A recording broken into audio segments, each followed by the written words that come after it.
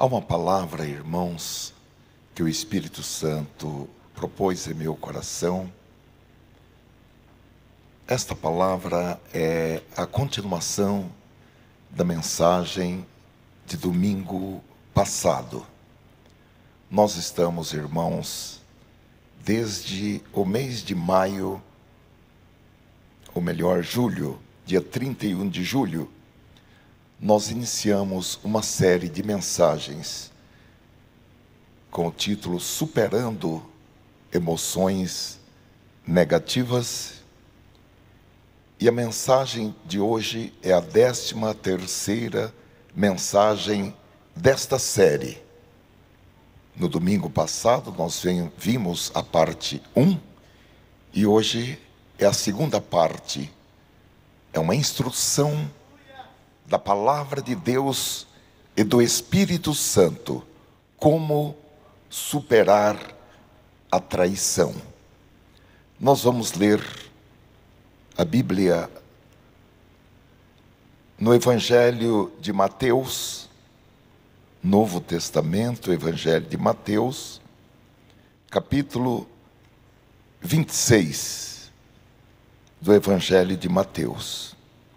Nós vamos ler a partir do versículo 47.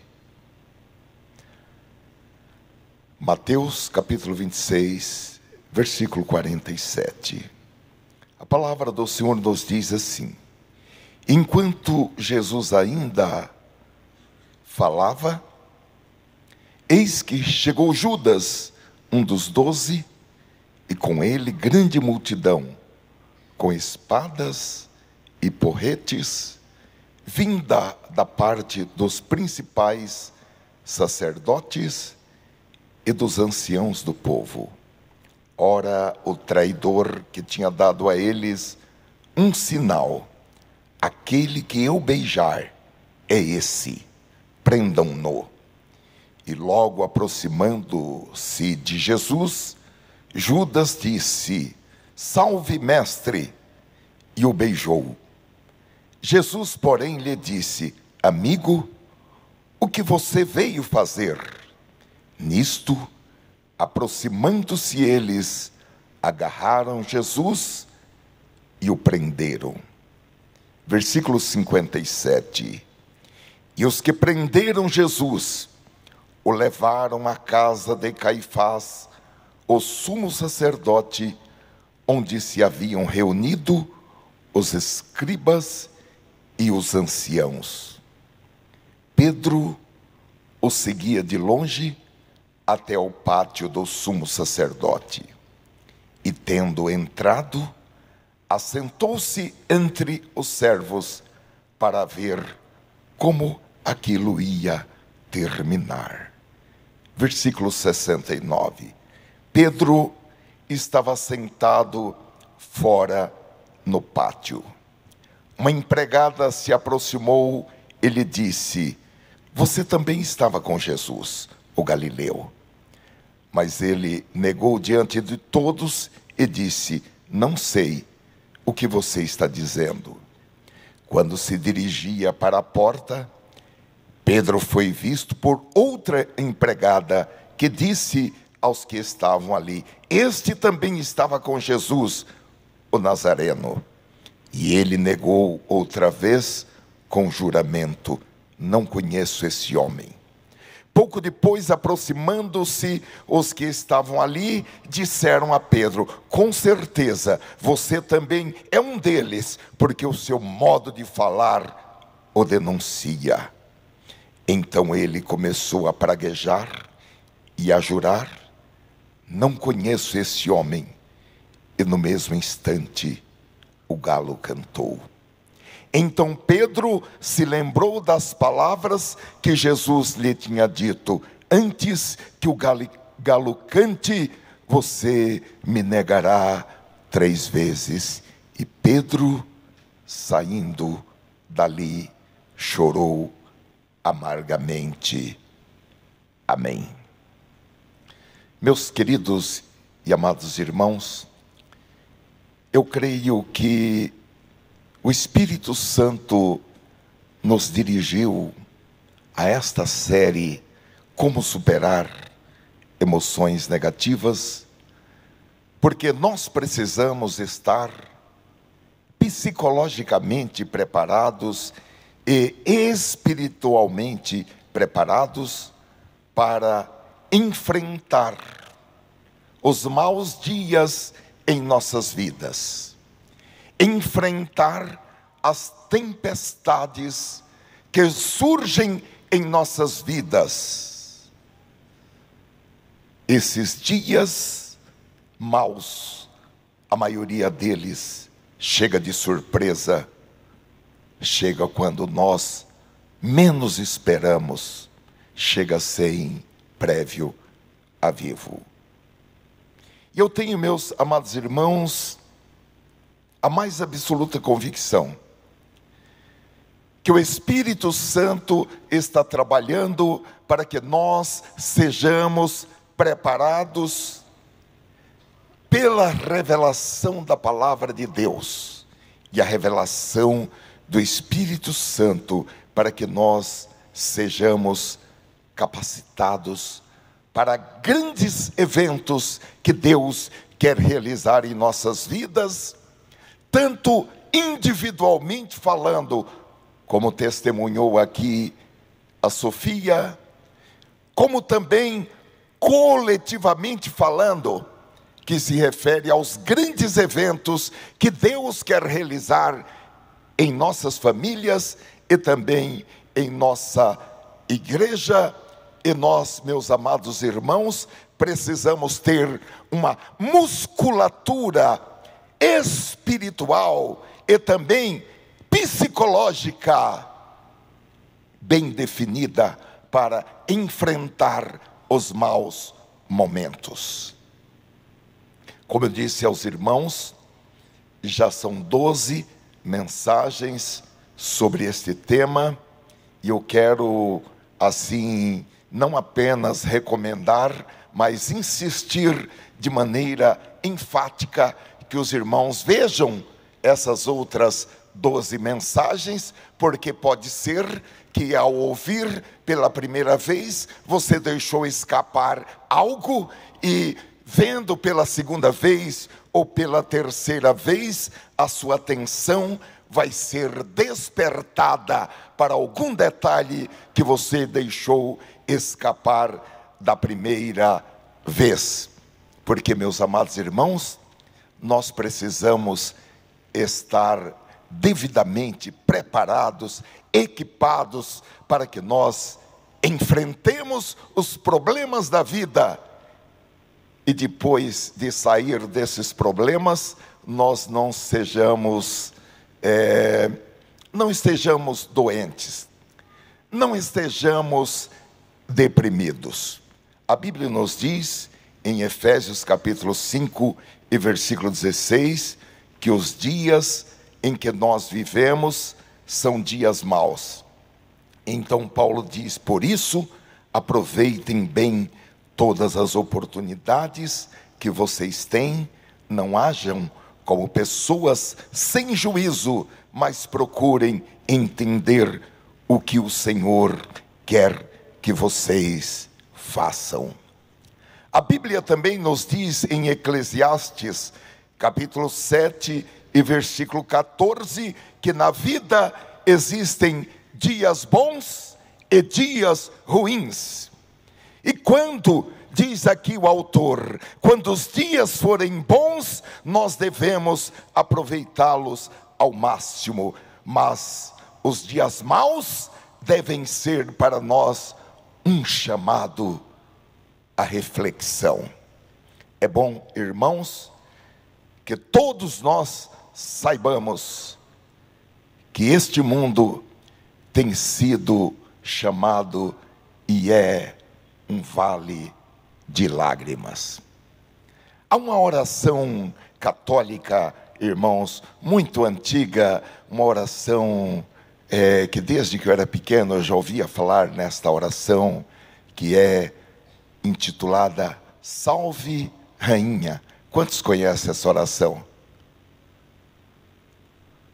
Tem muita gente que não conhece, hein? Se você foi católico e não conhece essa oração, você tem que receber uma multa. E o terceiro verso dessa oração diz assim: a vós suspiramos, gemendo e chorando neste vale de lágrimas. Agora, meus amados irmãos, se nós sabemos que este mundo é um vale de lágrimas, é inteligente que nós nos preparemos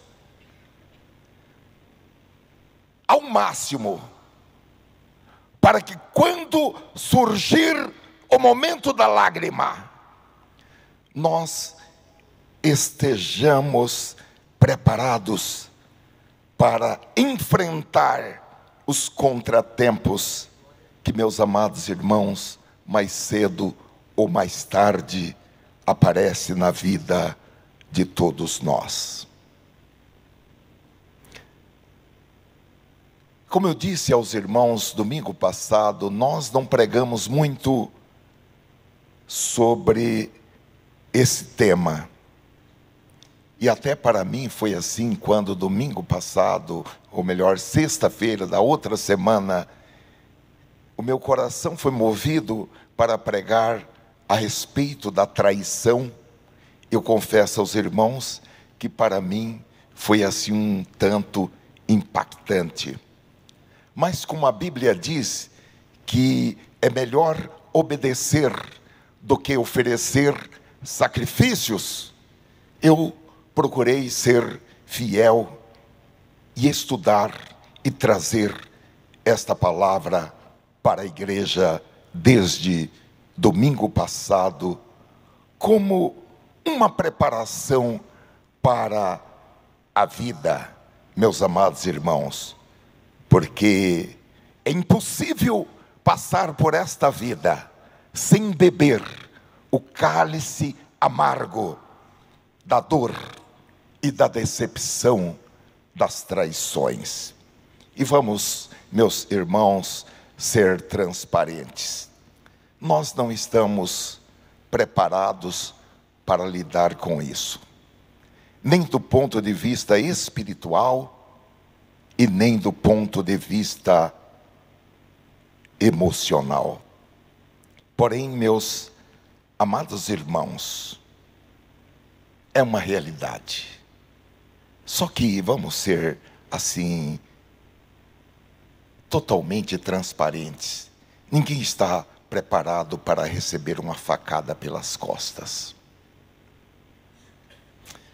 Principalmente vindo de pessoas que nós confiamos, ou que em tese podemos confiar.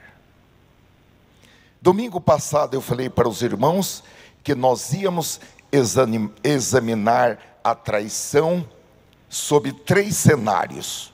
Primeiro, quando nós somos traídos, que foi o que nós vimos domingo passado. Segundo, quando nós é que somos os traidores. E terceiro, quando nós somos amigos do traído e do traidor. Então hoje nós vamos olhar para o segundo ponto, quando nós somos o traidor ou os traidores. Talvez um amigo nos conte algo confidencial, e depois nós contamos isso para outras pessoas, ou para outra pessoa, dizendo: não conte para ninguém porque isso é segredo. Isso é o quê? Traição. Provérbios capítulo 11, versículo 13, diz: o mexeriqueiro, o fofoqueiro, revela o segredo, mas o fiel de espírito o mantém em oculto. Nesse ponto, irmãos, não fiquem bravos comigo, mas já que eu falei de uma reza católica, dirigida à rainha. Desculpe eu falar, nesse ponto, eu gosto mais da Igreja Católica do que da Igreja Evangélica. Porque se um padre contar o segredo de uma confissão, ele é excomungado sem direito de defesa. É o que determina o direito canônico.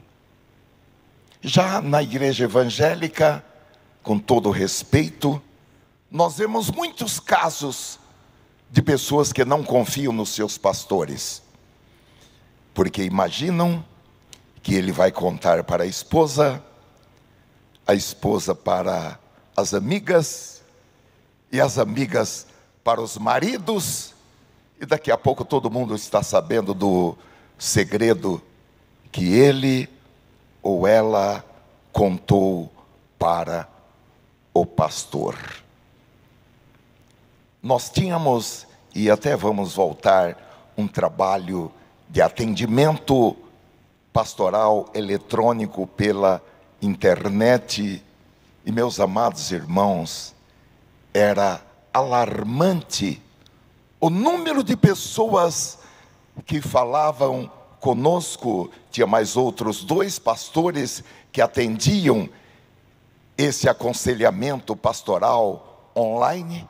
Era alarmante o número de pessoas, membros de igrejas, esposas de pastores e até pastores que não tinham coragem de contar para ninguém um problema pessoal, com medo de ser excluído do ministério, com medo de alguém contar para o marido, ou vice-versa.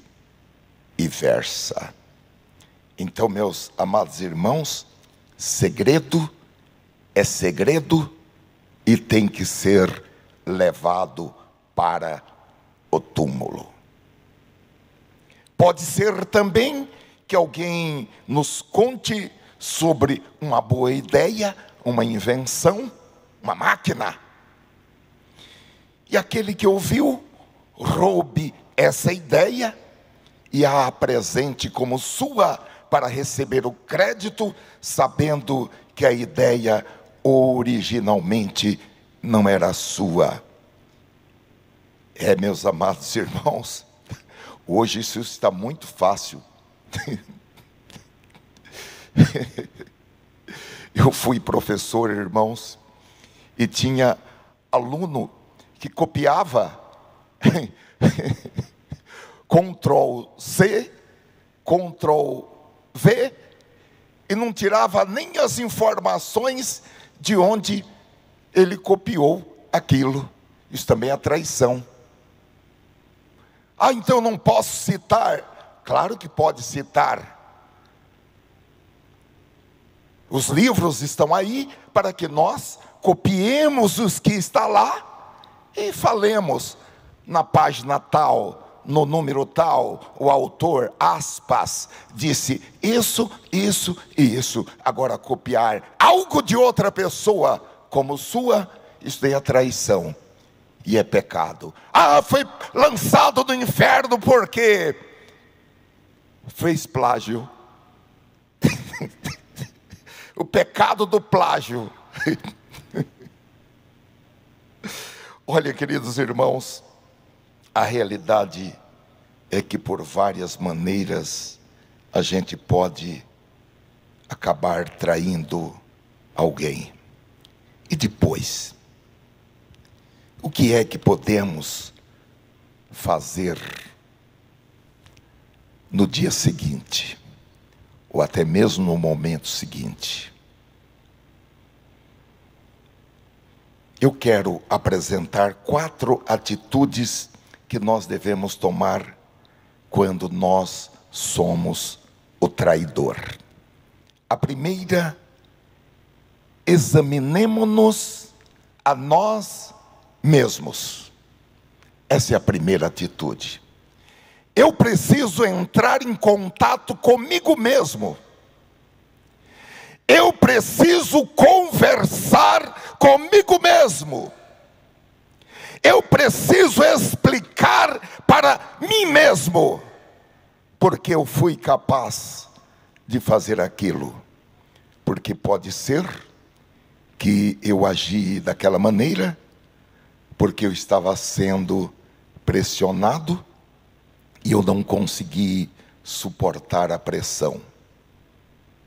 Pode ser que eu agi daquela forma porque eu estava com raiva e eu queria me vingar, e a forma de vingança que eu encontrei foi trair aquela pessoa.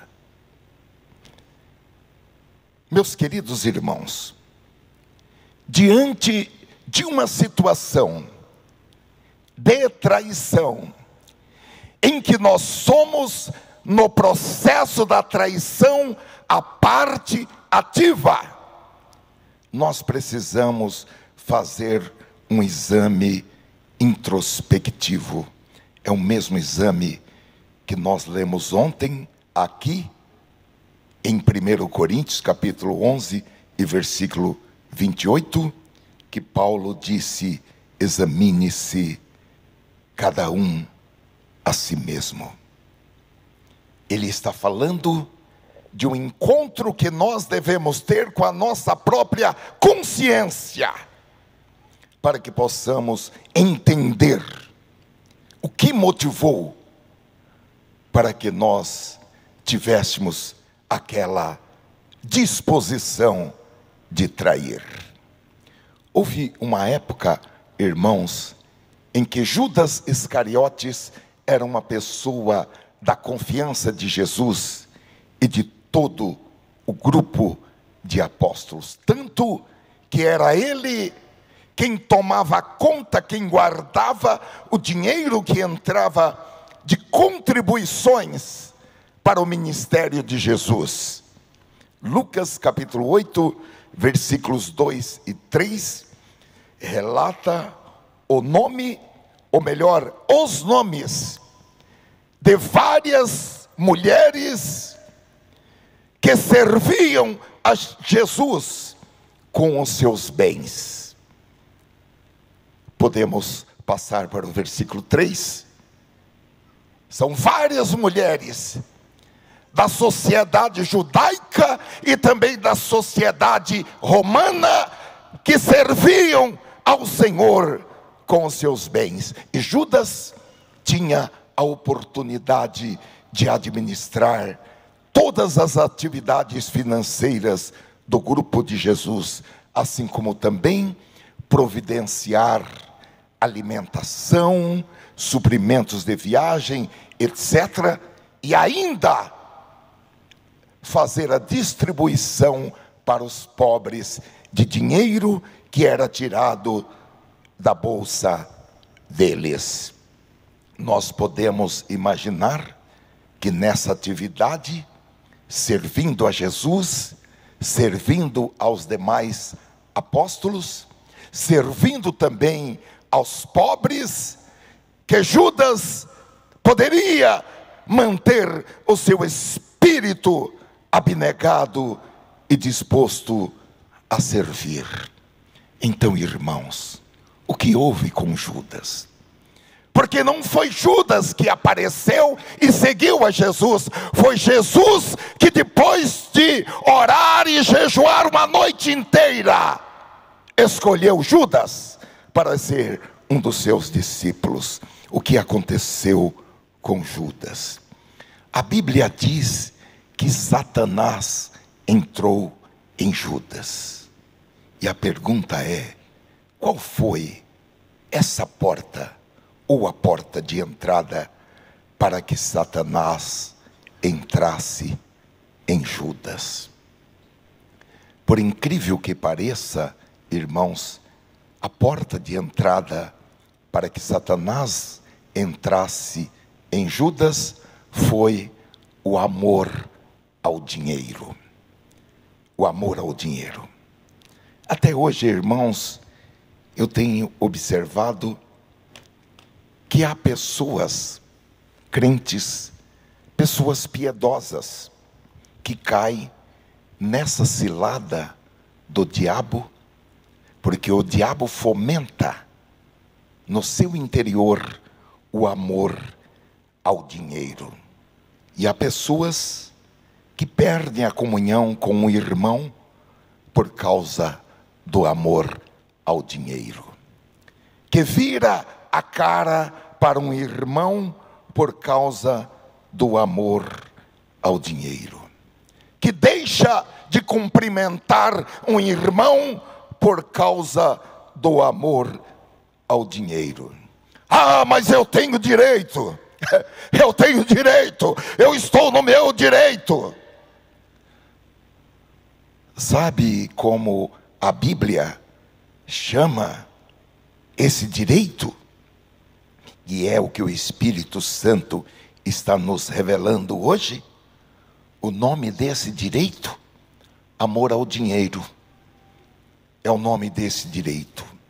E mais, esse amor ao dinheiro é uma porta aberta para Satanás entrar na vida de uma pessoa. Agora, como isso aconteceu?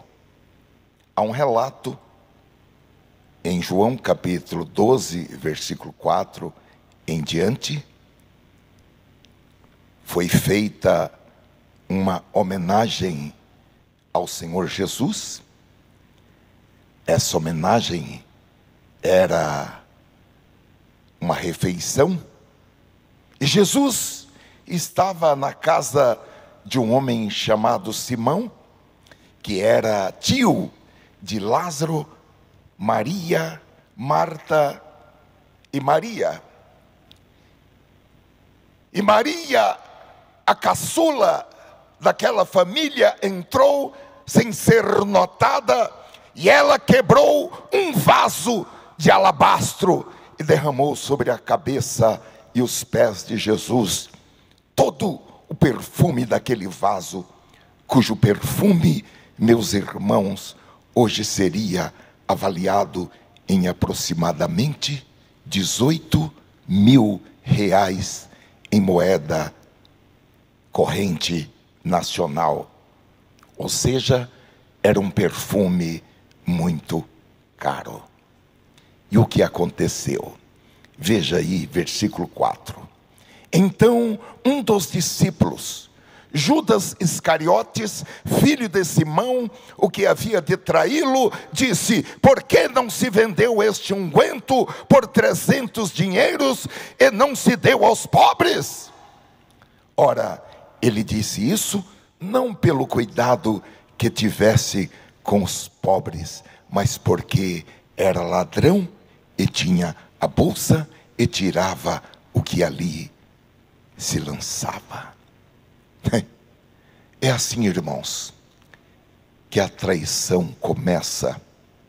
É assim que a traição acontece. Primeiro, uma semente negativa. Primeiro, é apenas uma palavra crítica.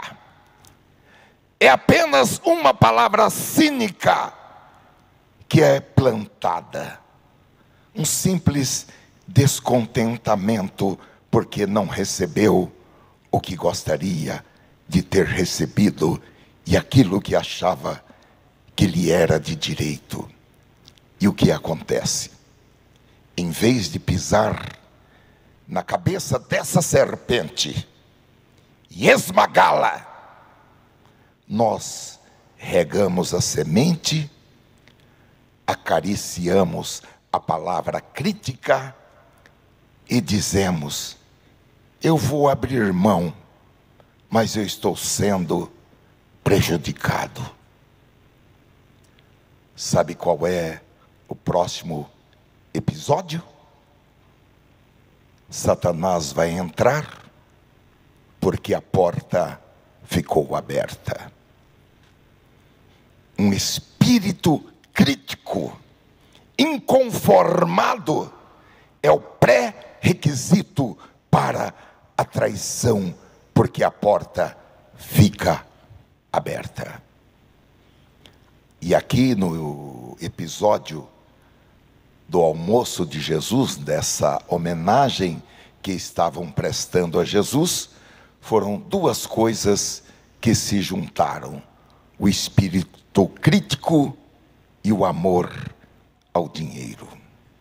Olha, meus queridos irmãos, alguém que não consegue satisfação, ficar satisfeito, não importa o que aconteça, já tem 50% de predisposição para atrair. E se essa pessoa gostar muito de dinheiro, já completa mais os outros 50%. Olha, queridos irmãos, é preciso que nós deixemos que a palavra de Deus revele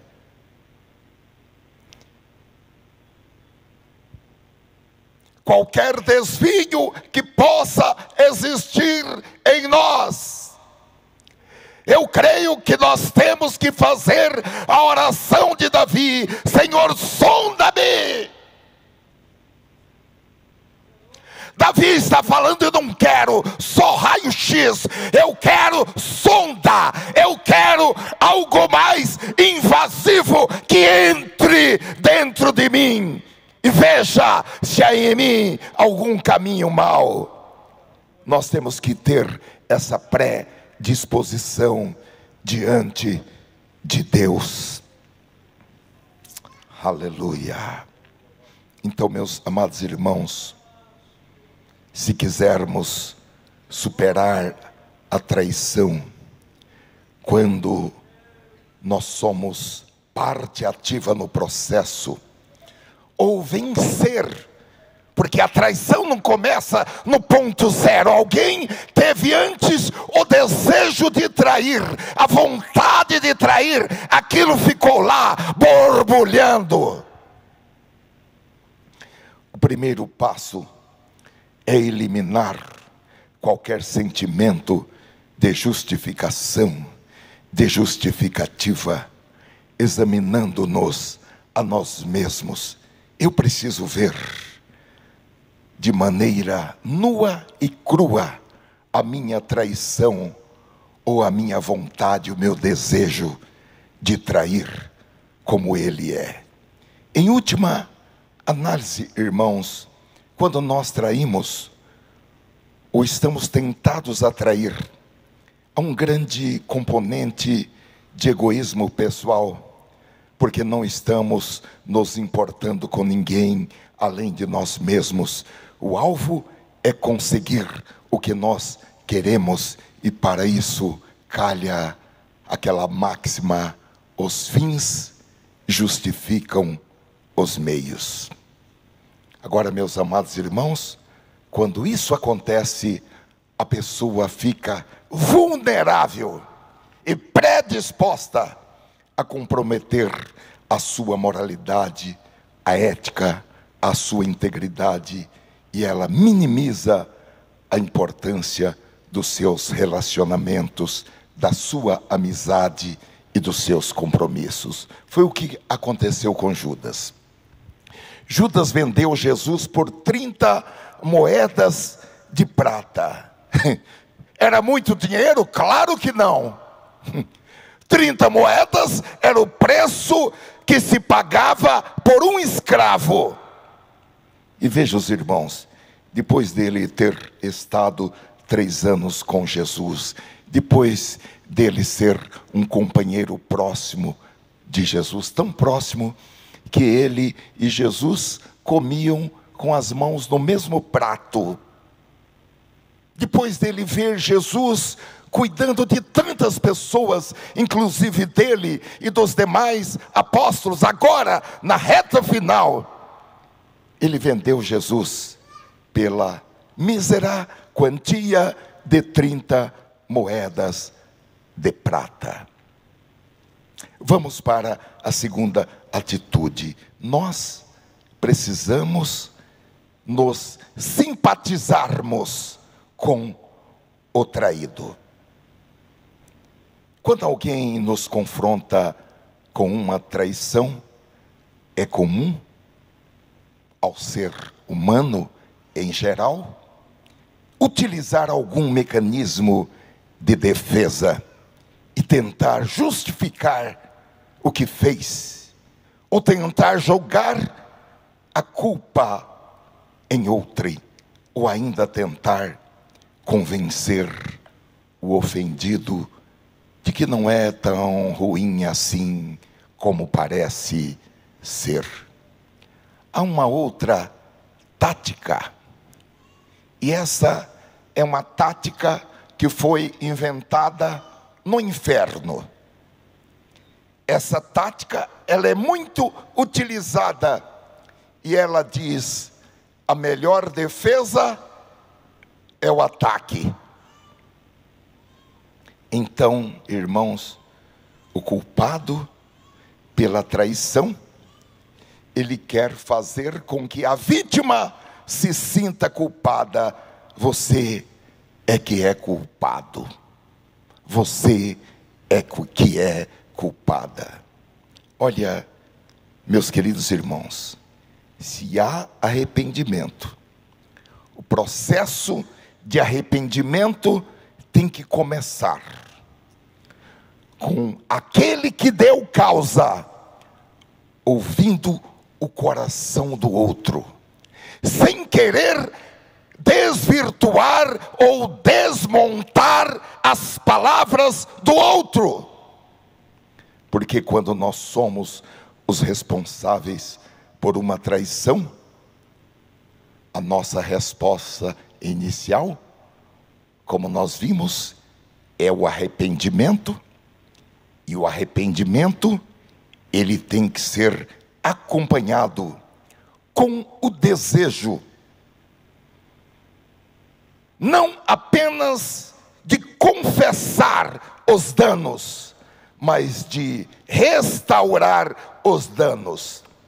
Pedir perdão sem a devida reparação, quando essa seja possível, seja ela financeira, moral ou de qualquer ordem, tem um toque de hipocrisia e de mentira, de engano.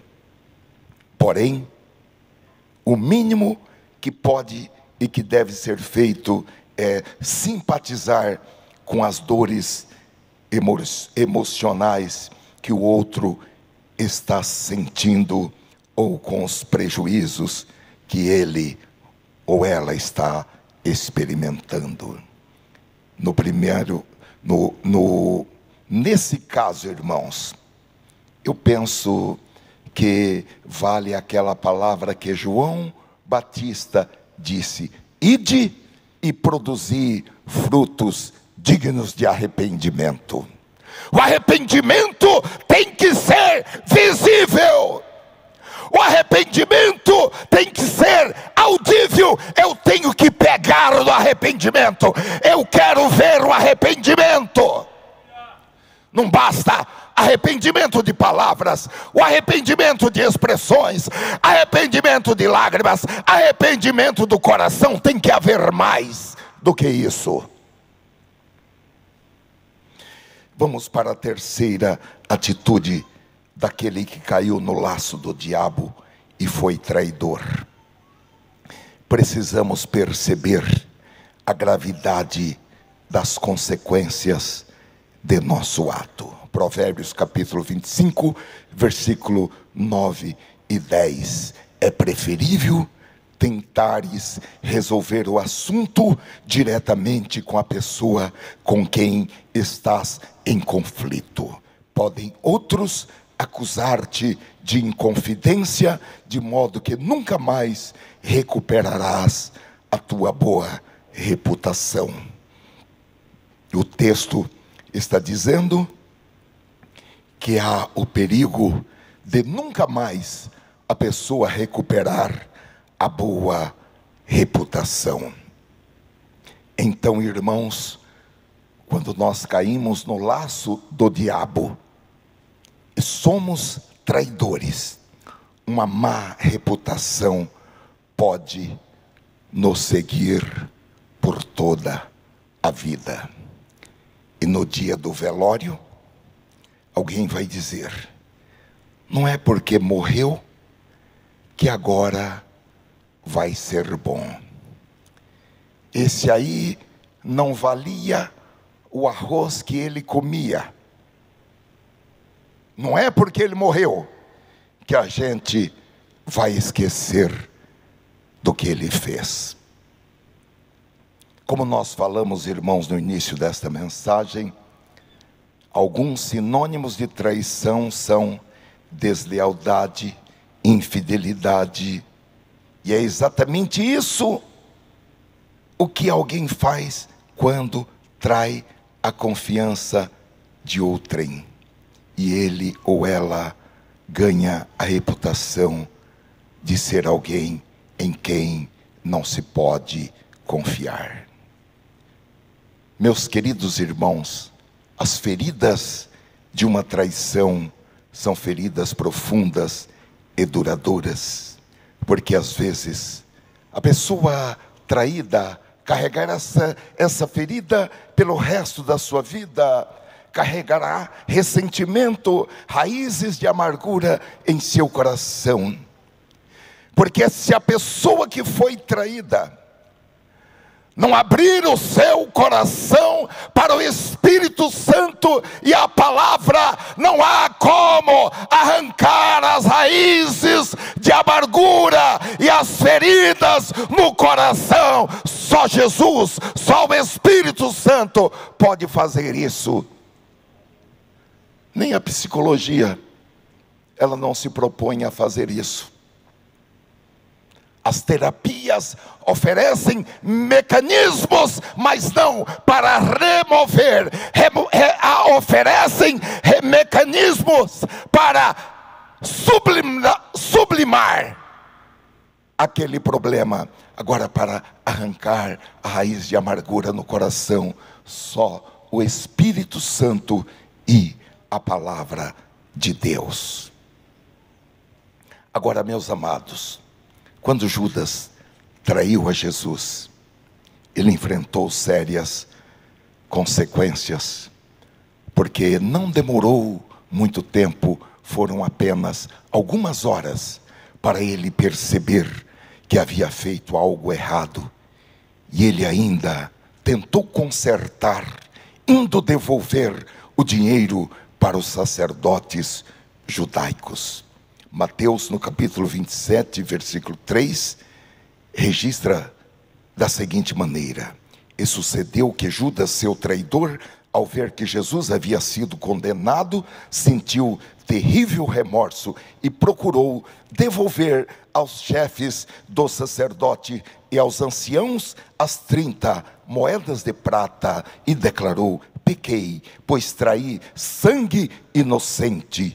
Mas eles alegaram: o que temos a ver com isso? Essa é tua questão. Judas atirou então as moedas de prata dentro do templo e, abandonando aquele lugar, foi e enforcou-se.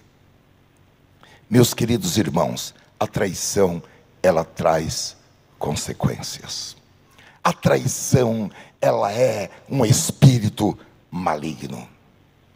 Nós sabemos disso, porque desde o Éden, o jardim do Éden, são usadas as mesmas técnicas, as mesmas frases, os mesmos padrões.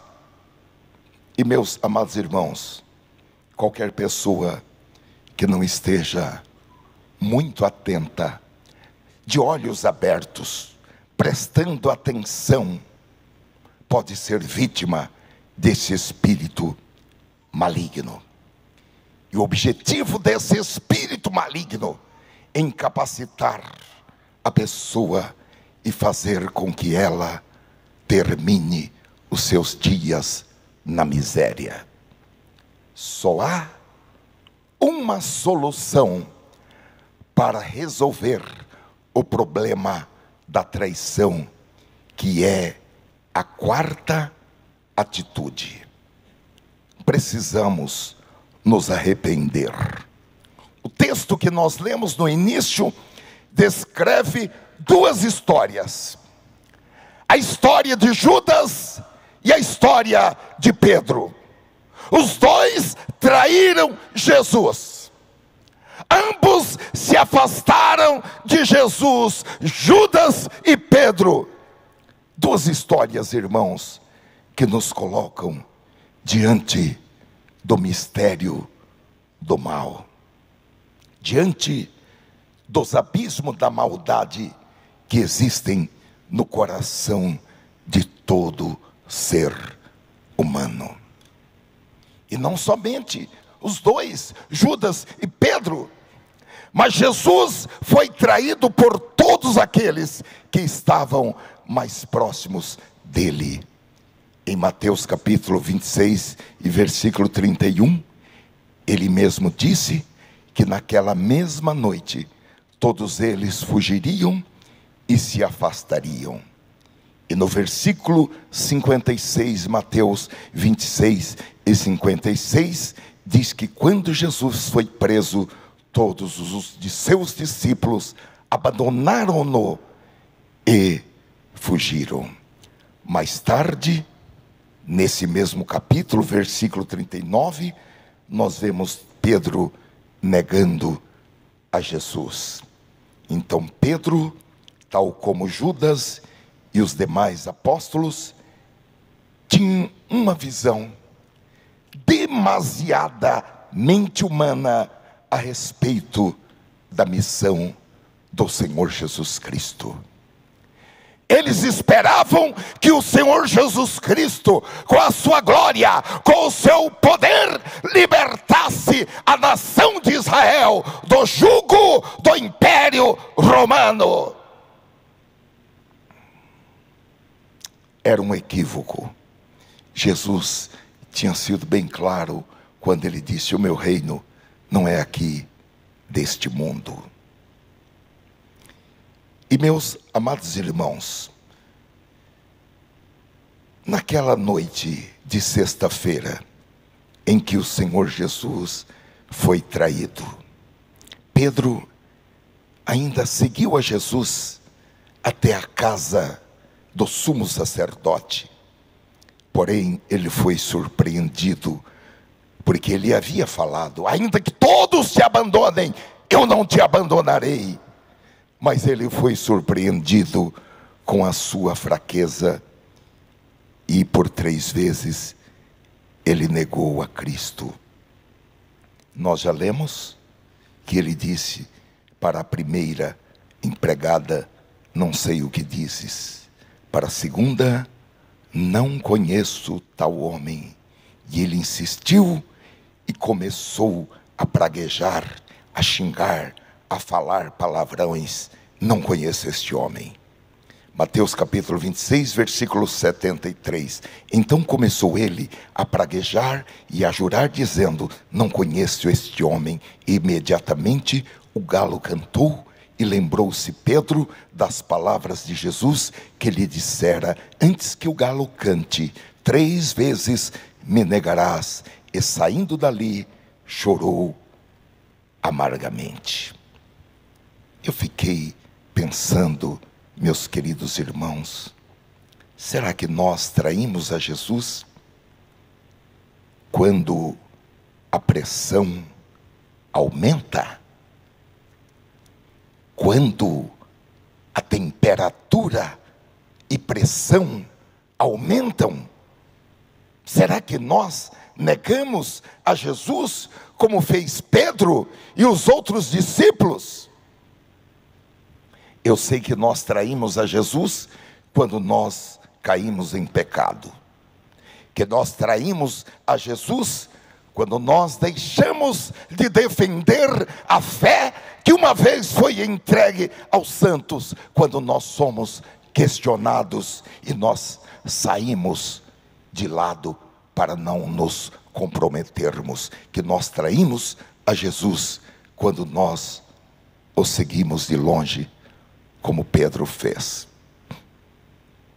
Ao preparar esta mensagem, esta noite, irmãos, faz tanto tempo, mas eu me lembrei de uma vez que eu traí a Jesus. Eu já traí muitas, mas me lembrei desta, que foi uma noite que eu estava com os amigos e fui numa balada.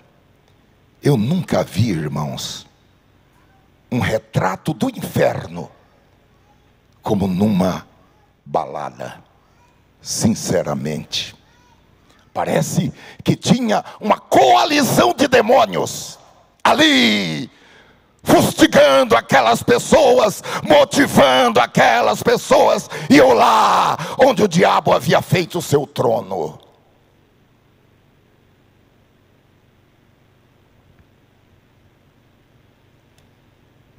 Agora, o que nós estamos aprendendo é que quando nós traímos Jesus, ou traímos qualquer outra pessoa, nós precisamos cair em si e se arrepender como Pedro fez. A principal diferença entre as histórias de Judas e de Pedro está no seu desfecho, porque depois que Pedro percebeu o que ele havia feito, ele saiu dali e chorou amargamente. Pedro terminou bem. Ele reassumiu a sua posição de apóstolo, e ele, como os irmãos sabem, chegou a ser encarregado pelo próprio Jesus de apacentar as suas ovelhas. Ao passo que Judas, apesar de ter se arrependido, ele terminou mal em um horrível ato de suicídio. Ele tentou impedir, mas já era tarde demais, porque a sua ação já tinha se concretizado e o resultado já fora definido e não tinha como voltar atrás. E Judas não conseguiu perdoar-se pelas suas próprias ações. Ele não conseguiu encontrar lugar de arrependimento na sua alma eficaz, e ele nunca considerou que poderia pedir o perdão de Jesus. Certamente ele pensou que não poderia enfrentar os seus colegas do apostolado e enfrentar o próprio Jesus novamente.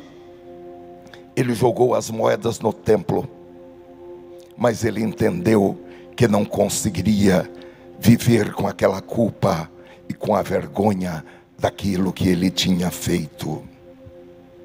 Então, irmãos, aí está a diferença entre Judas e Pedro. Ambos traíram o mestre, mas Pedro arrependeu-se e foi ter um encontro com Cristo.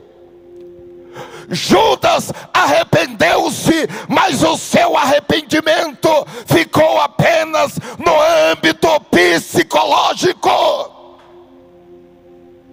Ele não deixou que aquele arrependimento envolvesse todo o seu espírito, alma e corpo. Ele teve apenas remorso e ele cometeu suicídio. Meus queridos irmãos, quando nós nos arrependemos e buscamos ter um encontro com Cristo, o caminho está aberto.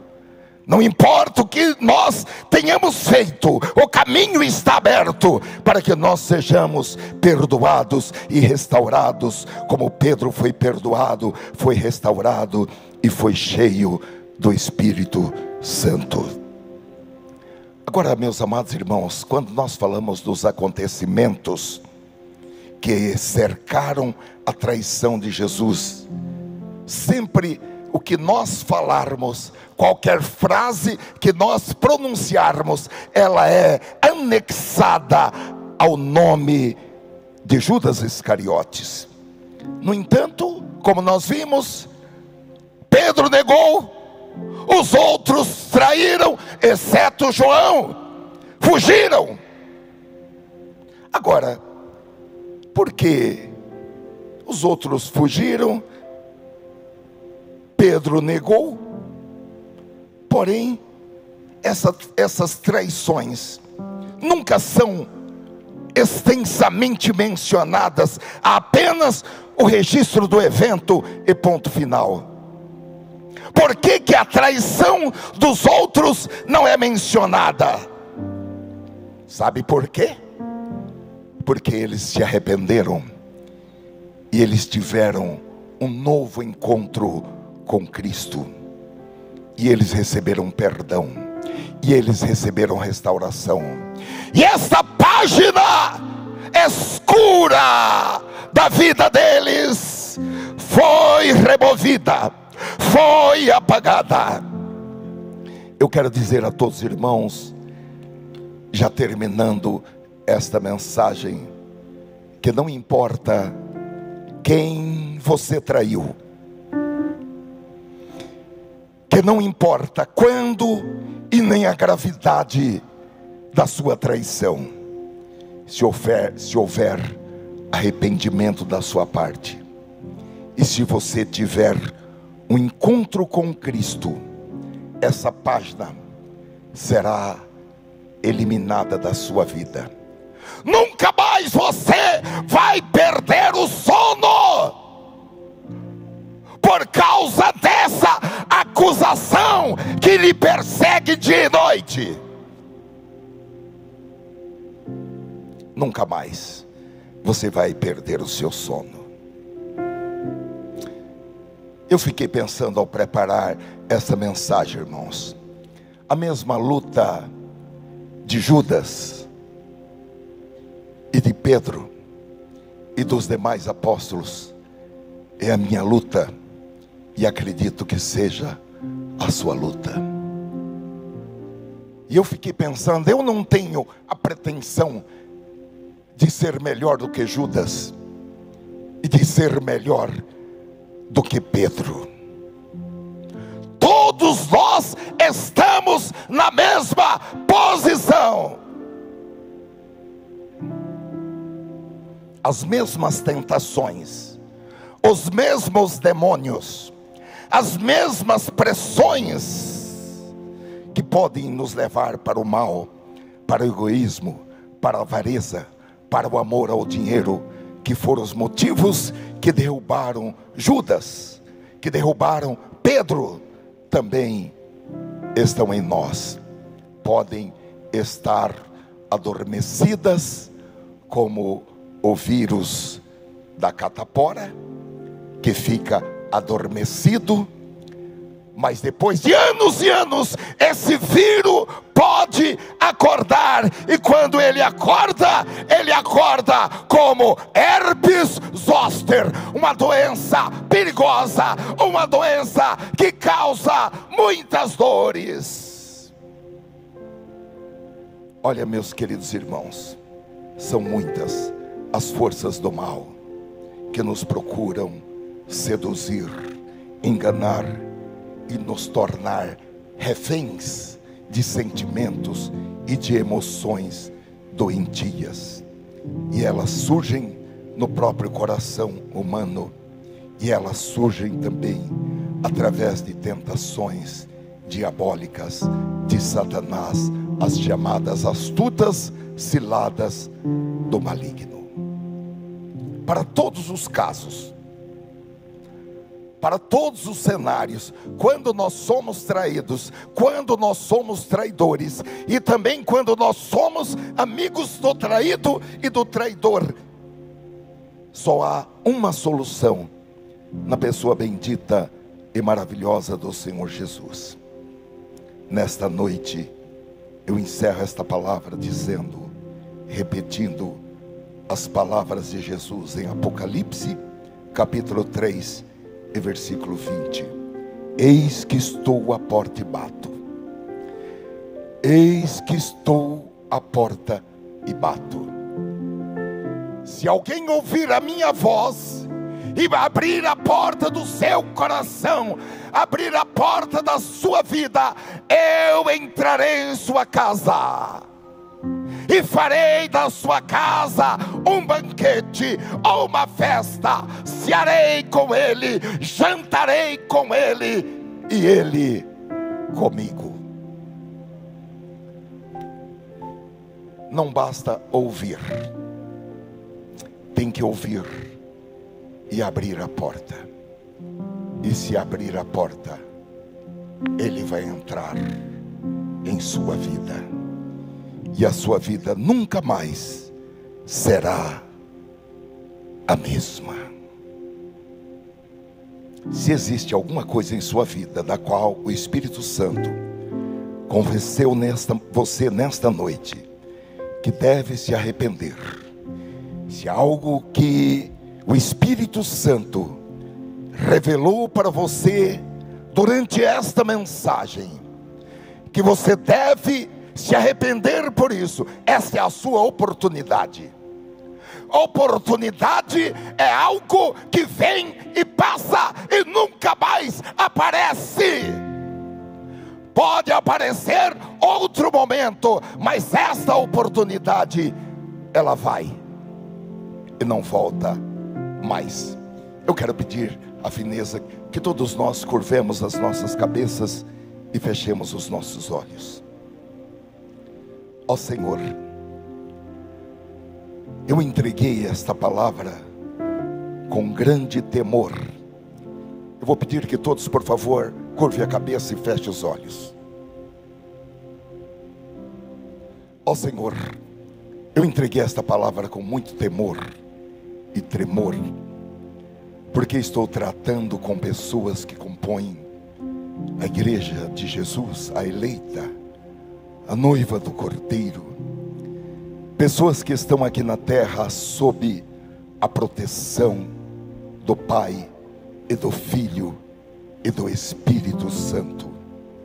Então, Senhor, a minha palavra a estas pessoas que representam o corpo de Cristo, a noiva do Cordeiro, teria, e eu procurei fazer com que fossem palavras respeitosas, palavras a serem pronunciadas diante do teu trono. Eu quero pedir, Senhor, por esses irmãos e por essas irmãs, pela reconciliação, por um novo momento em suas vidas, por um ato de arrependimento pessoal,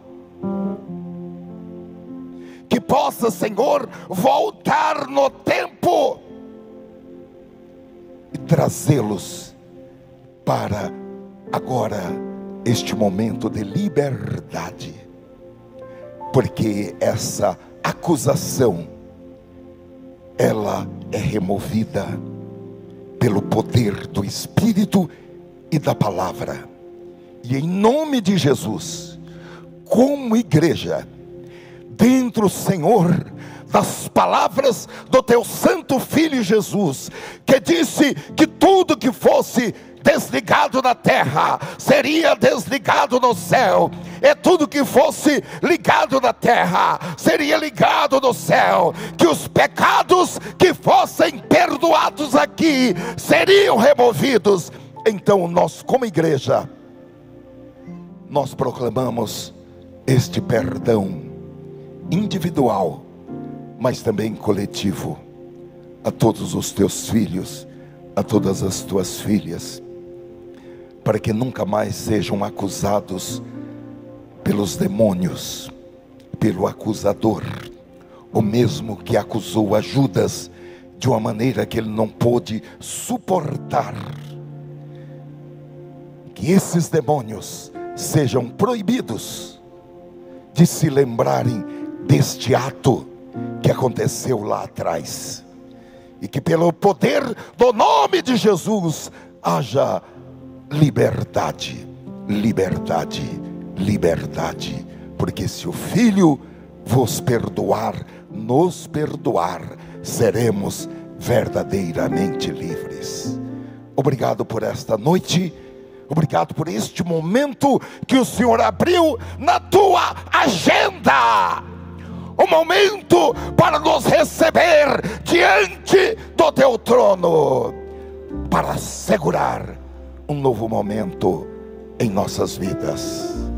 Em nome de Jesus, levante a sua mão, por favor, e diga amém.